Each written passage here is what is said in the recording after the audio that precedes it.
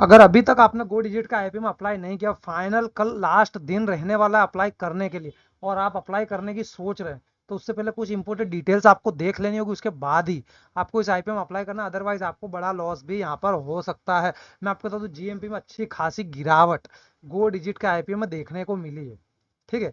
इसके साथ साथ सब्सक्रिप्शन, जैसा कि मैंने कल के वीडियो में बताया था, अगर क्यूआईबी कोटा के अंदर 6 गुना से ज्यादा आईपीओ सब्सक्राइब होता तब तो हम इसमें डिसाइड करेंगे अप्लाई करना है नहीं करना। अगर उससे कम सब्सक्रिप्शन रह जाता तो फिर इस आईपीओ को मैं करूंगा पर्सनली अवॉइड, क्योंकि उतना अच्छा इसको रिस्पांस नहीं मिलने वाला। तो आइए सबसे पहले देखते हैं इसका सब्सक्रिप्शन स्टेटस कितना है, इसके बाद में इसकी देखेंगे जीएमपी, इसके बाद कुछ और इंपोर्टेंट डिटेल्स पर नजर डालेंगे। तो सेकंड डे सब्सक्रिप्शन देखेंगे तो इतना कुछ खास रिस्पांस नहीं मिला है। क्वालिफाइड इंस्टीट्यूशनल बायर्स में सिर्फ 0.24 टाइम सब्सक्राइब हुआ, नॉन इंस्टीट्यूशनल इन्वेस्टर में 0.73 टाइम सब्सक्राइब हुआ, सिर्फ और सिर्फ रिटेल कैटेगरी के अंदर 2.5 गुना से ज्यादा ये आईपीओ सब्सक्राइब हो चुका। टोटल सब्सक्रिप्शन फिगर्स की बात करें तो 0.79 टाइम्स ये आईपीओ सब्सक्राइब हो चुका है। इसका मतलब ये है कि कहीं ना कहीं ये आईपीओ फुल सब्सक्राइब तो हो जाएगा, लेकिन जो लिस्टिंग गेन्स की एक्सपेक्टेशन आपने बना करके रखी, उतने लिस्टिंग गेन्स आपको इस आईपीओ में मिलने वाले नहीं है। और बात आ जाती कंपनी के कामकाज की, तो इंश्योरेंस सेक्टर से बिलोंग करती कंपनी, इसके काफी सारे कॉम्पिटिटर पहले से मार्केट में पड़े हुए हैं, और उनका भी अगर प्रॉफिट एंड लॉस आप देखेंगे और उनका प्रॉफिट देखेंगे, इतना कुछ खास प्रॉफिट नहीं है। उसके हिसाब से नई नई लिस्ट होने जा रही है, तो इतना अच्छा रिस्पांस इसको मिलने वाला नहीं है। ये सारी चीजें बैक ऑफ द माइंड आपको रखनी होगी। चलिए इसकी जीएमपी पर भी नजर डालें, तो जीएमपी में अच्छी खासी गिरावट यहाँ पर आपको देखने के लिए मिल जाएगी गो डिजिट के आईपीओ के अंदर। तो इसकी जीएमपी कहीं ना कहीं 45 रुपीज के आसपास की थी, और सिर्फ 15 रुपए के आसपास आ गई। और देख लीजिए लिस्टिंग गेन जो 18% के आसपास दिख रहे थे, मैंने आपको पहले ही बता दिया था वीडियो में कि अगर मार्केट जिस तरीके से नेगेटिव में जा रहा है, लगातार नेगेटिव क्लोज हो रहा है, तो कहीं ना कहीं इसकी जीएमपी गिर सकती है। क्योंकि आधार हाउसिंग का आईपीओ आप देखेंगे सिर्फ और सिर्फ 4% के लिस्टिंग गेन पर यहाँ पर लिस्ट हुआ था, जबकि उसका लिस्टिंग गेन 26% के आसपास बता रहा था। तो यहाँ पर 18% से डायरेक्ट 6% पर अगर कहीं ना कहीं मार्केट कल भी नेगेटिव रहा तो ये माइनस में भी जा सकता है। ये चीज भी आपको ध्यान रखनी है। तो एक लोड के लिए अगर आप इस आईपीओ में आज की तारीख में अप्लाई करते हो, 55 शेयर्स का एक लोड है, 15 रुपए के आसपास की जीएमपी चल रही, 825 रुपए के आसपास के लिस्टिंग गेंस आपको मिलते हुए दिख रहे हैं, जो कि बिल्कुल ना के बराबर। तो अगर आप लिस्टिंग गेंस लेने के लिए किसी भी आईपीओ में अप्लाई करते हैं, या फिर इस गो डिजिट के आईपीओ में लिस्टिंग गेंस लेने के नजरिए से आप अप्लाई कर रहे हैं, तो फिर आपको इसे अवॉइड करना चाहिए, क्योंकि किसी भी तरीके के लिस्टिंग गेंस यहाँ पर मिलने की एक्सपेक्टेशन नहीं बन रही है। 6% हालांकि आपको दिख रहा है, लेकिन ये डाउन भी जा सकता है, अप भी जा सकता है, कुछ भी हो सकता है यहाँ पर।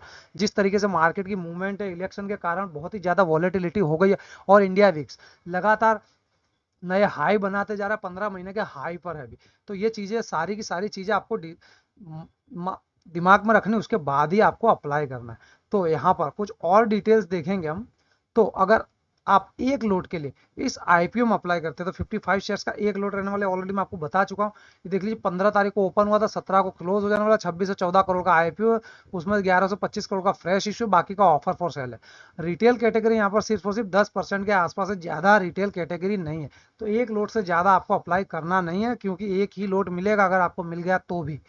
तो देख लीजिए एक लोड के लिए 14,960 रुपए करने हैं आपको पे, और मैक्सिमम 13 लोड के लिए आपको अप्लाई करना होगा, तो उसमें 715 शेयर अलॉट होंगे, 1,94,480 रुपए मिलेगा। अगर आप एचएनआई कैटेगरी की बात की जाए, तो स्मॉल एचएनआई में 14 लोड के लिए अप्लाई कर सकते हैं। यहाँ पर अलॉटमेंट के चांसेस बढ़ जाएंगे आपके, क्योंकि इतना अच्छा रिस्पॉन्स नहीं मिला है। तो लेकिन यहाँ पर आपको एचएनआई कैटेगरी में तो अप्लाई करना ही नहीं है, अदरवाइज आपको बड़ा लॉस हो सकता है फ्रेंड्स। ये चीज भी आपको ध्यान रखनी है। फिर भी अगर आप अप्लाई करते हैं स्मॉल एचएनआई में, 770 शेयर अलॉट होंगे, 2,09,440 पे करने होंगे। बिग एचएनआई में 67 लोड के लिए अप्लाई करना होगा, 3685 शेयर अलॉट होंगे, 10,23,20 रुपए की एप्लीकेशन आपको लगानी होगी। बात आ जाती है इसके अलॉटमेंट की। तो आईपीओ कल क्लोज होगा, उसके बाद इसका बेसिस अलॉटमेंट जो 21 तारीख को आएगा, 22 को रिफंड स्टार्ट होंगे, 22 को आपके डीमेट अकाउंट में इसके शेयर्स क्रेडिट किए जाएंगे, अगर आईपीओ मिल जाता है तो। फाइनली आईपीओ की लिस्टिंग 23 तारीख को होने वाले, और जिस तरीके के इस आईपीओ के फाइनेंशियल है, इस कंपनी के फाइनेंशियल है, 200 करोड़ के लॉस में से कंपनी फाइनली 35 करोड़ के प्रॉफिट में आई है। ये एक पॉजिटिव पॉइंट हो जाता है, लेकिन जिस तरीके से लगातार इसकी जीएमपी गिर रही है, तो ये कहीं ना कहीं इन्वेस्टर को सोचने पर मजबूर करती है। तो आपको अच्छे से इसका एनालिसिस कर लेना है आईपीओ का, तभी आपको इसमें अप्लाई करना है। कल लास्ट दिन रहने वाला है, तो ये सारी डिटेल जान लेने के बाद दोस्तों क्या आप इस आईपीओ में अप्लाई करेंगे या फिर इसे करेंगे अवॉइड, कमेंट सेक्शन में कमेंट करके जरूर से बताइएगा। और वीडियो में दी गई जानकारी अगर आपको अच्छी लगी हो तो वीडियो को लाइक और शेयर तो जरूर से करिएगा फ्रेंड्स।